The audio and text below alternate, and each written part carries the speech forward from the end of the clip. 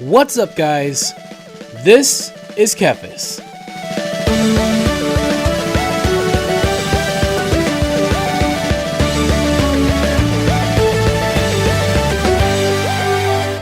If you know anything about me, then you know how much I love my Nintendo Switch. And if you've been checking me out on Facebook and Twitter over the past couple months, then you've probably seen that I have reignited my love for a little game called Overwatch. So you can imagine how excited I was when I found out that Overwatch was coming to the Nintendo Switch. And this is something that I've wanted ever since the Switch came out, and to be honest, I don't even really know why. Overwatch just seems like the kind of game that belongs on a Nintendo Switch, right next to Super Smash Bros. And naturally, I pre-ordered the game as soon as I could, even though I already owned the game on PC and Xbox. Seriously, the amount of money that Blizzard has gotten from me is really stupid. I mean, I was literally playing Overwatch on Xbox while excitedly waiting for it to release on the Switch. I think I have problems. Anyway, it's been a little over a week now, and I feel like I can give a fairly decent rundown on what it's actually like to play Overwatch on the Switch. To put it simply, if you want to know what it's like to play Overwatch on the Nintendo Switch, it's like playing in low-tier bronze. Every match. At 30 FPS. And yet, it's still a lot of fun. One of the biggest things that makes Overwatch exciting on the Switch is that for the first time since the game came out, you get to start all over again. Everybody's at the same level, MMR hasn't kicked in yet, and you haven't unlocked anything for any of your characters. And even that's kind of exciting. In a weird, dumb way, I guess. Because you know how much fun it is to open loot boxes. Yay! Loot boxes, yay! For real though, bringing Overwatch to the Switch, exposing it to a whole new audience, and having everybody start at the same level makes the game a lot of fun when playing it on that console.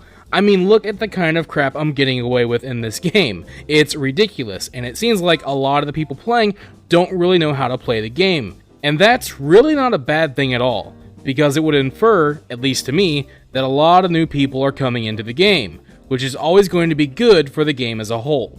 But of course, this isn't going to last forever. Over time, people are going to get better at the game, MMR is going to set in, and we're going to unlock all the crap for our characters. But even then, I can't really see Overwatch on the Switch becoming as competitive as it is on other platforms. To me, this iteration of the game is best suited for a more casual audience, especially for those who might want to play it portably. And this is a good time to bring up the fact that I am severely visually impaired. So if my gameplay looks kinda crappy, we're just gonna go ahead and blame that on my severe lack of eyesight, and not my severe lack of skill. Okay, guys? Right, so the main reason why I bring this up is because playing the game in handheld mode really isn't an option for me. But from what I've heard from others, it seems to shine a lot more in handheld mode than it does in docked mode. But it is in docked mode where I must play the game, and it is also where the game's performance limitations really begin to show themselves. And this is the main reason why I feel like Overwatch on the Switch will never truly become a competitive experience. Of course, going in we knew that the game would be capped at 30 FPS, and the graphic quality would be lower, and for a lot of people this was a no deal. But for me, at first glance, this really didn't seem like much of a problem. I don't really mind going down in graphical quality. Walls might seem a lot more durable because they don't dent when you punch them, and there are far fewer oxygen tanks and boxes lying around, but none of this really takes away too much from the game itself. And honestly, I don't really feel like playing at 30 FPS is that big a deal. I mean, it is noticeable, even with my eyesight, but it didn't take long for me to adjust, and the game felt fine at 30 FPS, as I was playing it in Junkenstein's Revenge. But then I started playing normal games, and I realized that 30 FPS was the best case scenario. But as big team fights break out, and there are bullets and particle effects flying all over the place, the frame rate can drop considerably, and I found this to be extremely jarring.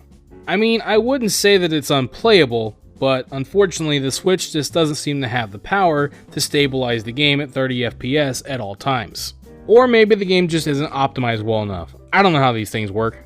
It's a really good port, but the frame rate does hold it back a bit. Another thing that I've personally noticed is that for some reason I have a much harder time aiming on the Switch than I do on the Xbox, which is where I mostly play the game. And I know, haha, funny joke, blind guy can't aim, but to be honest, I actually play Ash quite a lot. Of course, I'm not exactly heading to Overwatch League or anything, but even I can pull off plays like this when I'm playing on the Xbox. But on the Switch, I just seem to have a much harder time. I don't know if it's because of the frame rate. I mean, all of my settings are the same, but something just feels off. It's like I'm trying to aim through water or something.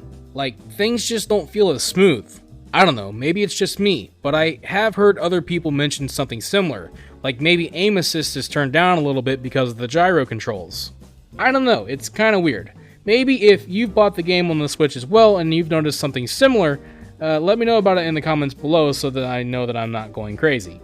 And speaking of gyro controls, I have to say that they are a really cool addition to the game. They alone could be enough for you to want to buy the game on the Switch if you want to play the game in a whole new way. Now, I haven't spent a whole lot of time with gyro controls on, and that's mainly because I'm having a hard time getting a handle on it.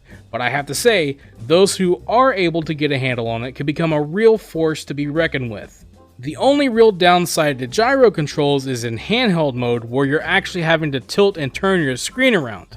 That can be quite jarring. But with controllers, gyro controls function really well. So we've covered all the major bases, but there are a few minor things that I would like to point out. First off, the game does load pretty quickly. In fact, it seems to load much faster on my Switch than it does on my Xbox One. I do recommend that you install the game on the Switch's internal drive instead of a micro SD card.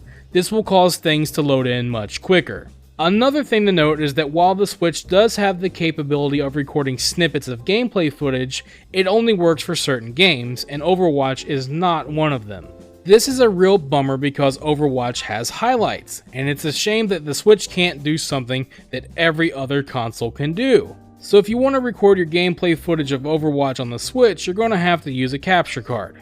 And lastly, while at the time of recording this video, competitive mode hasn't opened up yet, when it does, people are probably going to wonder about communication. The good news is that Overwatch on the Switch does allow for voice chat. All you need is a USB headset that you can plug right into your dock. But that's pretty much everything that I've noticed about Overwatch on the Nintendo Switch. It really is a good port. The only thing that's holding it back is the frame rate issue. That and the aiming thing, if it's even a thing at all. But overall, I am extremely happy to see Overwatch come to the Nintendo Switch and be introduced to a whole new audience. Because in my world, more Overwatch is always a good thing. Thank you for watching this video. If you enjoyed it, let me know by clicking that like button. And feel free to share it with your friends so they can enjoy it as well. Don't forget, you can subscribe to the channel and click on the bell icon to be notified as soon as new videos are posted. You can also follow me on Facebook and Twitter, and if you'd like, you can support this channel on Patreon. Links to all of this can be found in the description below. This is Kephas, until next time.